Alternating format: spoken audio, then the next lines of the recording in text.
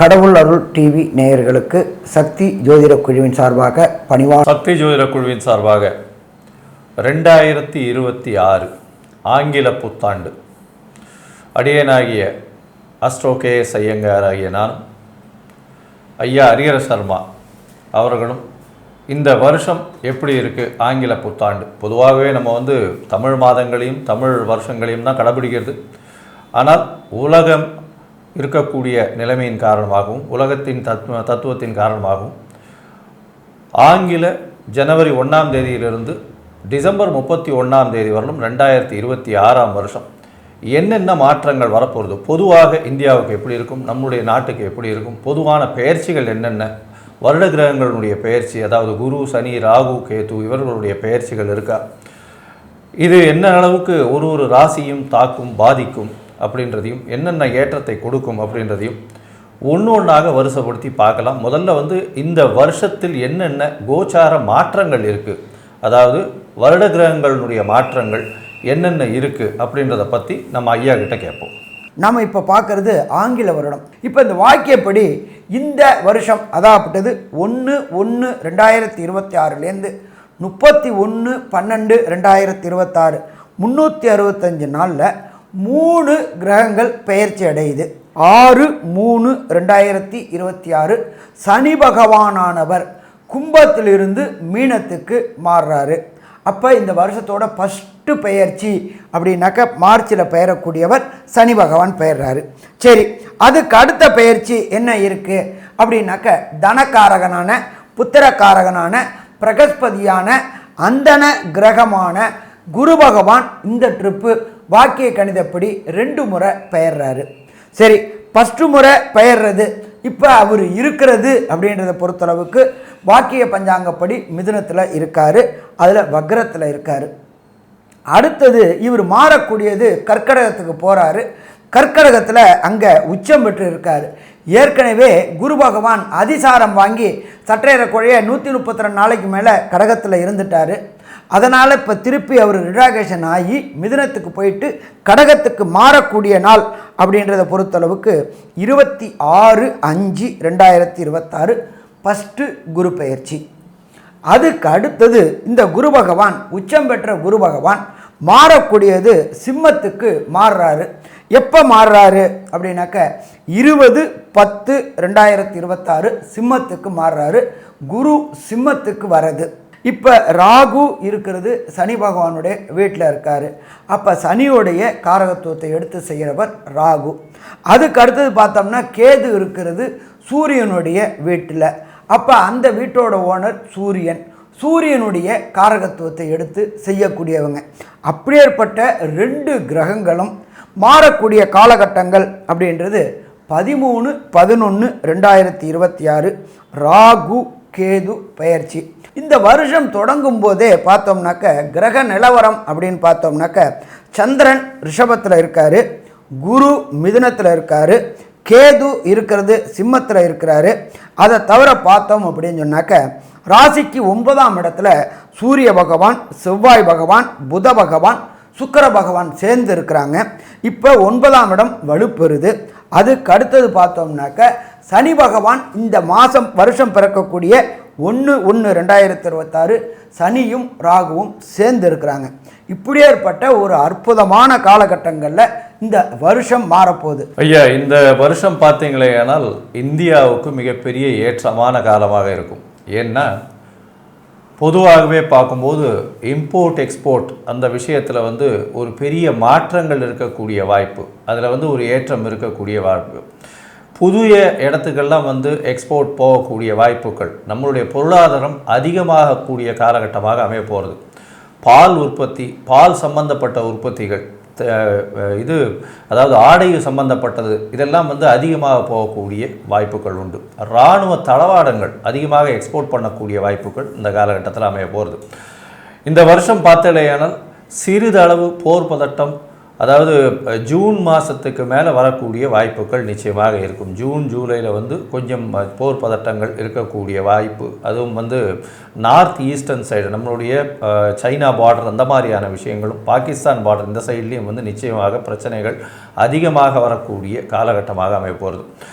இதை தவிர பார்த்தீங்கன்னா இந்த வருஷம் இந்த குருவினுடைய மாற்றங்கள் பார்த்தீங்கன்னா குருவினுடைய மாற்றமும் சரி, சனியினுடைய மாற்றம் பார்த்தீங்களேனால் நல்ல ஒரு ஏற்றத்தை கொடுக்க போகிறது. சனியினுடைய மாற்றத்தினால உங்களுக்கு வேலை வாய்ப்புகள் அதிகமாகக்கூடிய வாய்ப்பும், நிறைய வெளிநாட்டிலிருந்து அதுவும் வெஸ்டர்ன் கண்ட்ரீஸ்லேருந்து இங்கே வந்து அதிகமாக பணம் முதலீடு செய்யக்கூடிய வாய்ப்புகளும் இந்த வருஷம் வந்து அதிகமாக இருக்கக்கூடிய வாய்ப்புகள் உண்டு.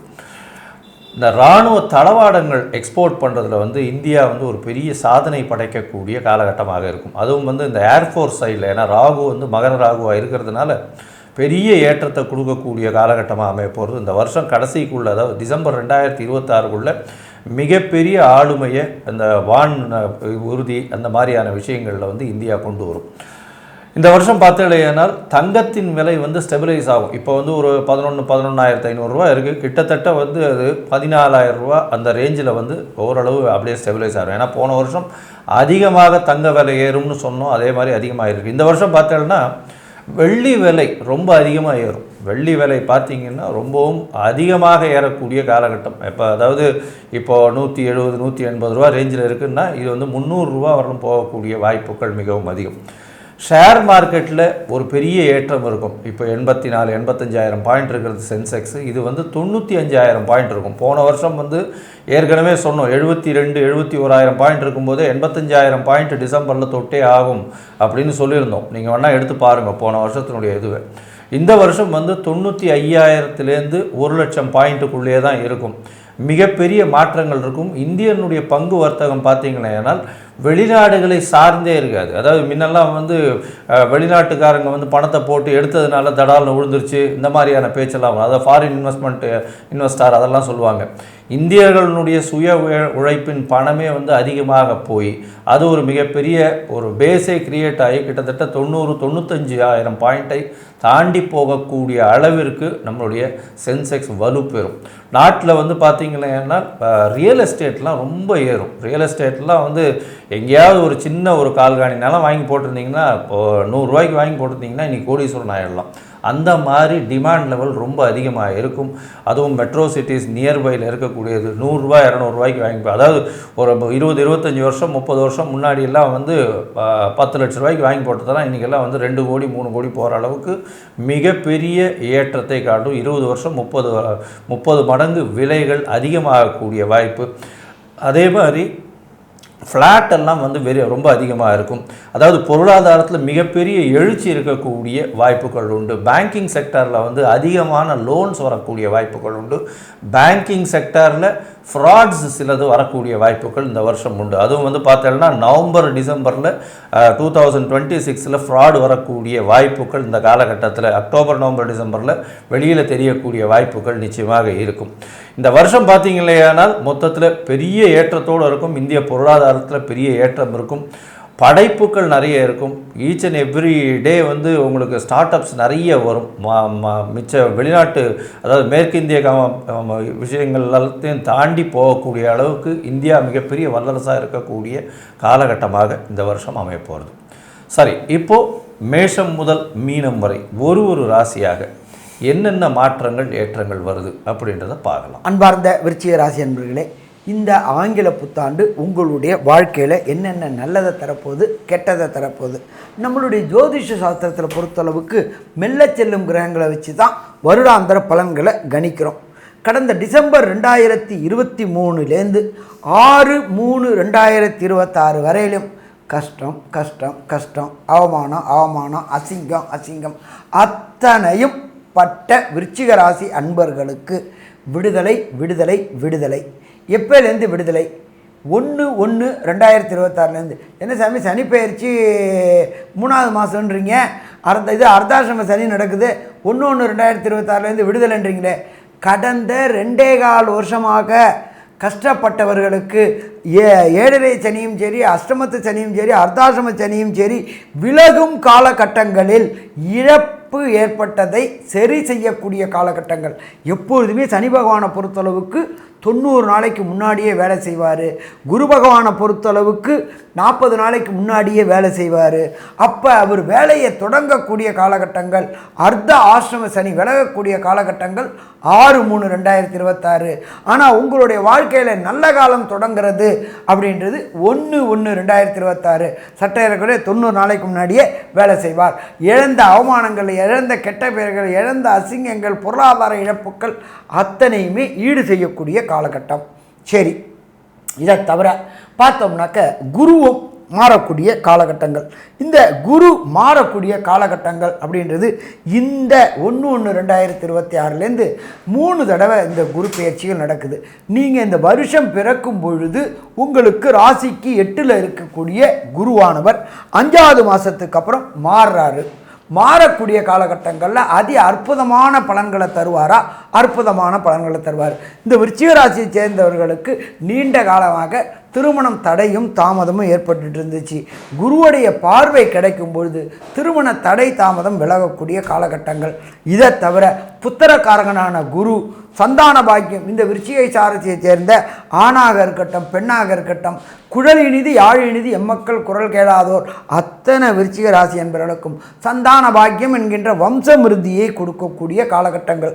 ஏன் அப்படின்னாக்க ராசிக்கு 9ல் உச்சமாக இருந்துட்டு அவரே உங்களுடைய ராசியோடைய 5ஆம் இடமான பூர்வ புண்ணிய புத்திரஸ்தானம் மற்றும் அவருடைய வீட்டை பார்க்கறதுனாலையும் இந்த காலகட்டங்கள் அதி அற்புதமாக இருக்குமா? அற்புதமாக இருக்கும். விருச்சிக ராசி சேர்ந்தவங்களுக்கு ஏற்கனவே அர்த்தாசிரம சனி நடந்ததுனால குலதெய்வ வழிபாடு செய்ய முடியாமல் இருந்துச்சு. குலதெய்வ வழிபாடுகள் செய்யக்கூடிய காலகட்டமும் இந்த 1/1/2026 31/12/2026 கிடைக்குமா? கிடைக்கும். எப்போ ஒருத்தவங்களுக்கு குலதெய்வ வழிபாடு நல்லா இருக்கோ ஆட்டோமேட்டிக்காக இஷ்ட தெய்வ வழிபாடு நல்லா இருக்கும். பித்ருக்களுடைய ஆசீர்வாதமும் இருக்கும்.